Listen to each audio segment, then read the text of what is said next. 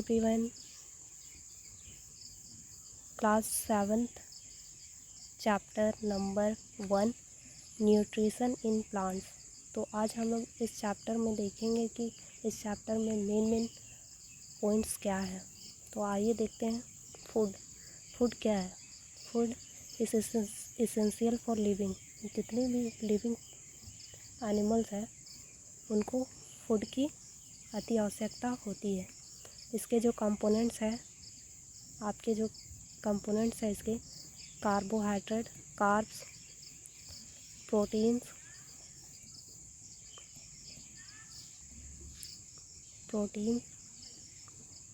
Fats और vitamin और minerals.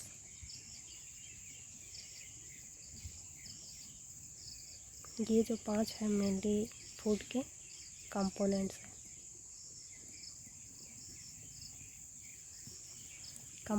हैं। ये जो कंपोनेंट्स है आपका, यही आपका न्यूट्रिएंट्स कहलाते हैं। देखिए यहाँ पे दिया हुआ है, this components of food are called nutrients. आगे देखिए, प्लांट्स कैन सिंथेसिस फूड। जो प्लांट्स हैं ये अपना फूड जो है खुद बना लेते हैं, इसीलिए इसको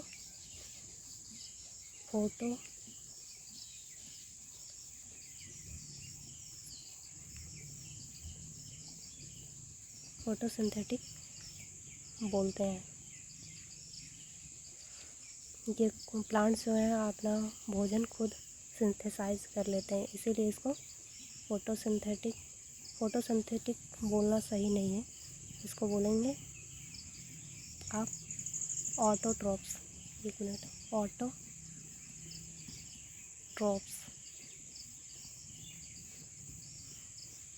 अगला देखते हैं, mode of nutrition in plants are the only organism that can prepare food for themselves by using water. ये ऑटोट्रॉप्स जो है वाटर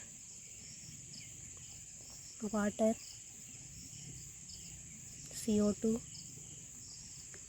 जो ये आपका एटमॉस्फेयर से लेता है, वाटर ये जो सॉइल से, और मिनरल्स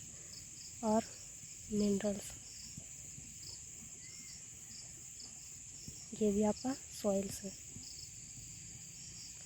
और फिर सनलाइट और प्रेजेंस ऑफ सनलाइट और क्लोरोफिल की सहायता से ये अपना खाना खुद प्रिपेयर करता है। That's why plants are called autotrophs.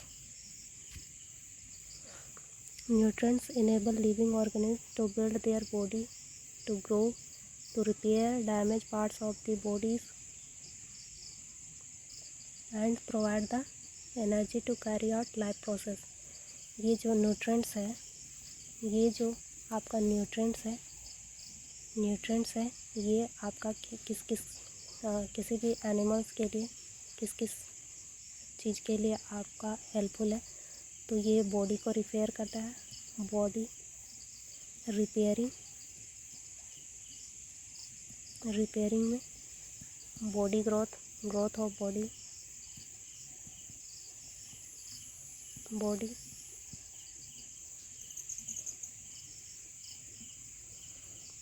फिर एनर्जी प्रोवाइड करता है।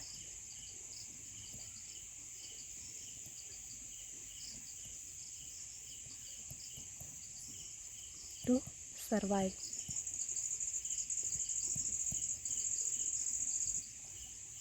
सर्वाइवल के लिए।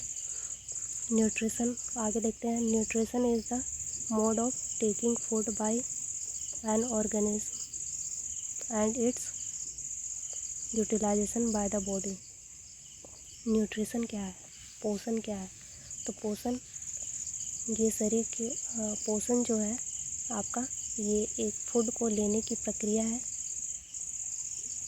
इनटेक ऑफ फूड लेने की प्रोसेस है, और यूटिलाइजेशन, इसका यूटिलाइजेशन करके एनर्जी प्रोवाइड करके शरीर को रिपेयर करना और फिर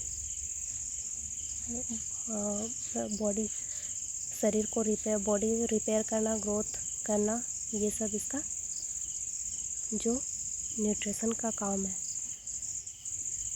ऑटोट्रॉप्स किसे कहते हैं वो देख लिया हम लोग। Autotrophs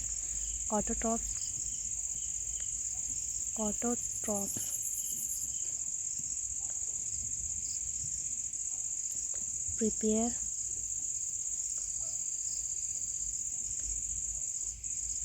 food by themselves,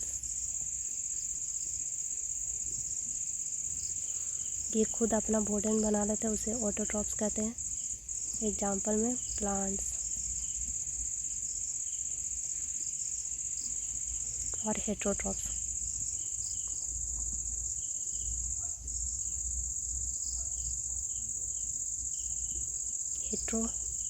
heterotrophs है जो डिपेंड्स ऑन प्लांट्स, ये बेसिकली अपना भोजन खुद नहीं बना पाते हैं, ये डिपेंड करते हैं दूसरे जानवरों या फिर पौधों पर, इसे हेटेरोट्रॉप्स कहते हैं। They are called heterotrophs. Animals and most other organism take in food prepare by plants, they are called heterotrophs. Paheli wants to know why our body cannot make food from carbon dioxide, water and minerals. पहली जानना चाहती है कि मानव और animal अपना भोजन carbon dioxide और water के कम्बिनेशन से क्यों नहीं पौधों की तरह भोजन बना पाते हैं। तो इसका आंसर है क्योंकि हमारे और मनुष्यों में और जानवरों में फोटोसिंथेसिस का प्रोसेस नहीं होता है। तो देखते हैं कि फोटोसिंथेसिस क्या है।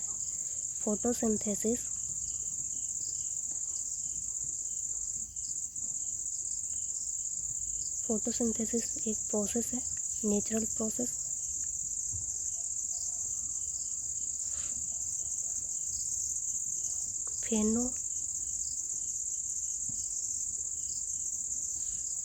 फेनोमेना या फिर प्रोसेस बोलेंगे, जो ग्रीन प्लांट्स या फिर ओल प्लांट में होता है। और ये जो है water plus CO2 plus minerals और सनलाइट और क्लोरोफिल के प्रेजेंस में ये अपना भोजन खुद बना लेता है, उसी को फोटोसिंथेसिस कहते हैं, और देता है ग्लूकोज बनाता है या फिर starch plus water plus CO2 oxygen का निर्माण करता है।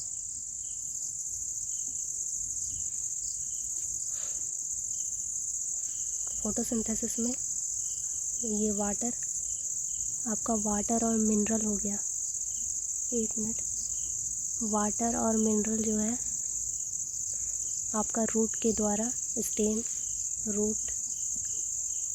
रूट से स्टेम में जाता है, फिर ये ब्रांचेस में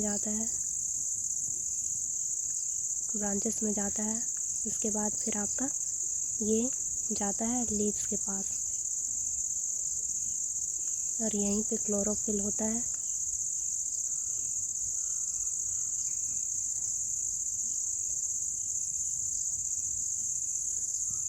क्लोरोफिल प्रेजेंट होता है जो सनलाइट की प्रेजेंस में ये फूड बनाता है। सेल क्या है? Living organism are made up of tiny unit called cell. जितने भी एनिमल्स एंड ह्यूमन बीइंग या फिर जितने भी लिविंग ऑर्गेनिज्म है वो सेल से मिलकर बना है। ये सेल से मिलकर बना है।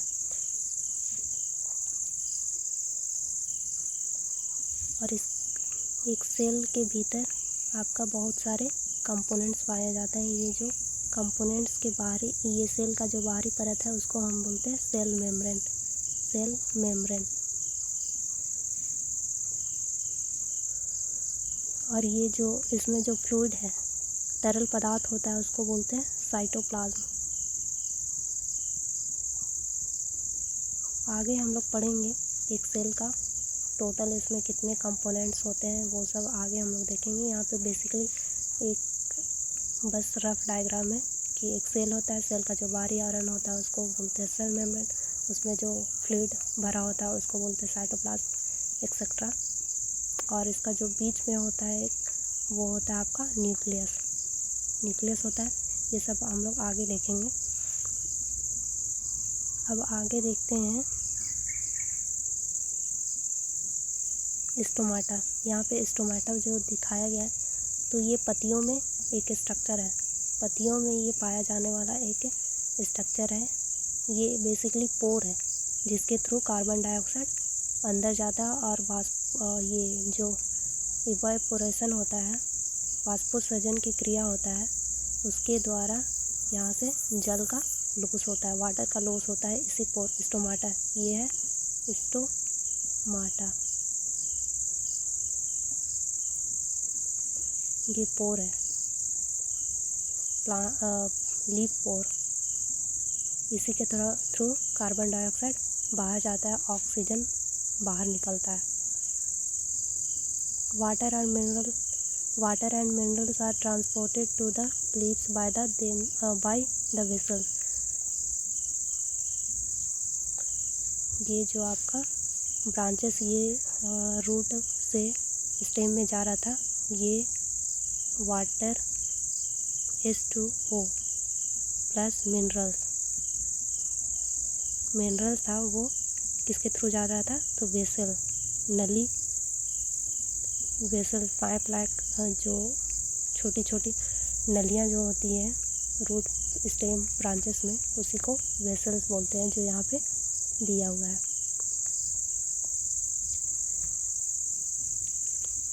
आगे Paheli wants to know what is so special about the leaves that they can synthesize food but other parts of the plant cannot.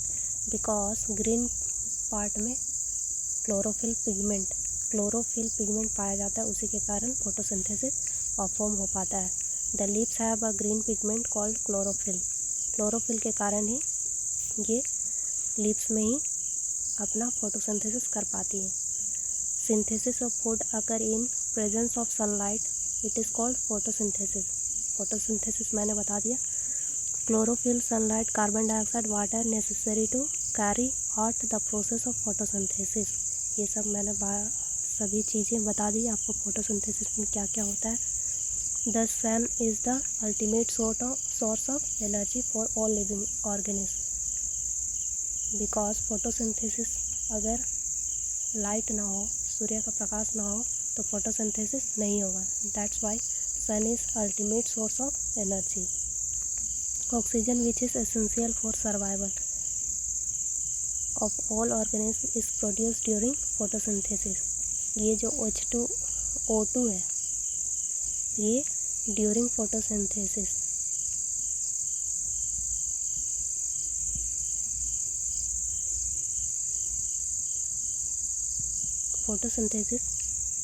Produce होता है।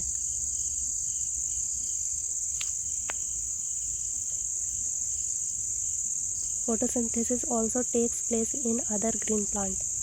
देखिए, फोटोसिंथेसिस है केवल ये लीव्स पे ही नहीं होती हैं, ये स्टेम, अगर प्लांट का स्टेम, ब्रांचेस अगर ग्रीन है तो उस पार्ट में भी क्लोरोफिल प्रेजेंट होगा, तो वहाँ भी फोटोसिंथेसिस होता है। लेकिन सभी प्लांट में ऐसा नहीं होता, कुछ किसी प्लांट्स में होता है। The desert plant have scale और spine like leaves to reduce loss of water by transpiration. जो रेगिस्तान में जो पौधे होते हैं, उसके जो पत्तियाँ होती हैं, वो स्केल्स या फिर स्पाइन, कांटों कांटेदार होती है, क्योंकि वहाँ धूप बहुत ज़्यादा होता है, गर्मी बहुत ज़्यादा होता है, तो वाटर का लॉस ना हो इसलिए वहाँ की जो पत्तियाँ होती हैं मॉडिफाई हो जाती है कांटेली और ब्लेड के रूप में,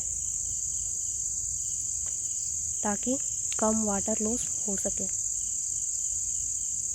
during photosynthesis, chlorophyll containing cell of leaves in the presence of sunlight use carbon dioxide and water to synthesize carbohydrate। ये सब मैंने बता दिया है सारा चीज़। कार्बन डाइऑक्साइड, वाटर, सनलाइट और क्लोरोफिल के प्रेजेंस में कार्बोहाइड्रेट, ऑक्सीजन, ये सब आपका कार्बन डाइऑक्साइड, वाटर और मिनरल, ये सब जड़ के द्वारा, ये जड़ है, जड़ के द्वारा पत्तियों तक जाता है और फिर सूर्य के प्रकाश में भोजन कार्बोहाइड्रेट और ऑक्सीजन बनाता है। ये जो है आपका फिगर है स्टोमेटा का, जो प्लांट्स में पाए जाते हैं। ये आपका गार्ड सेल हो गया। ये जब दिन के समय ये पोर जो है दिन के समय खुल जाता है, थोड़ा बड़ा हो जाता है, तो यहाँ से ट्रांसपायरेशन के थ्रू वाटर का लॉस होता है और कार्बन डाइऑक्साइड यही छोटे छोटे पोर से पत्तियों में अंदर जाता है। During photosynthesis, during the process oxygen is released. During the process, यहाँ फोटोसिंथेसिस का ही बात कर रहा है। The presence of starch in leave indicates the occurrence of photosynthesis. अगर लीव्स में स्टार्च प्रेजेंट है तो आप समझ जाइए कि फोटोसिंथेसिस हुआ है, और अगर लीव्स में स्टार्च प्रेजेंट ना हो तो आप समझ जाइए फोटोसिंथेसिस नहीं हुआ है। Starch is also carbohydrate.